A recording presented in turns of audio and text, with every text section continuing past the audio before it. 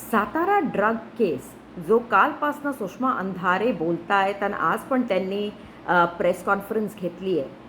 त्याचा आणि दोन बिझनेसमॅन जे नवी मुंबईवरती कंट्रोल मांडू इच्छित आहेत, त्याचा काय संबंध आहे? आता दिवसानुदिवस जसे म्युनिसिपल इलेक्शन्स, नगरपालिकेचे इलेक्शन जवळ येत आहेत, सगळे संबंधही बाहेर निघत आहेत. संबंध आहे तिकडची भूमीवरती कंट्रोल मांडायचा. आता साताऱ्याचं नवी मुंबईशी काय संबंध असावा? संबंध हा आहे की जर का हा सातारा ड्रग केस मिंदे पक्षांना वीक करतं तर तिथे त्यांचा कंट्रोल लूज होतो. म्हणजे जे बिझनेसमॅन, पुराणे बिझनेसमॅन आहे, भारताचे मोठं नाव आहे त्यांची ऑलरेडी तिथे एक इंडस्ट्रियल टाउनशिप आणि बरेच काही प्रोजेक्ट चालले आहेत. तिकडनं त्यांना डिस्टेबलाइज करायची पुरती कोशिश आहे. आता सातारा ड्रग केस त्याच्यातलं त्या माळेतलं आणखीन एक पान आहे.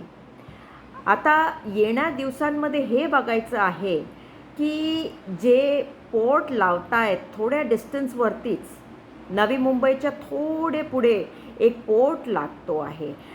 ऐकण्यात असं आलं आहे, इन्फॉर्मेशन अशी आहे की हा एक्सपोजे जो आहे सातारा ड्रगचा तो त्यांनी केला आहे मिंदे पक्षांना वीक करण्यासाठी.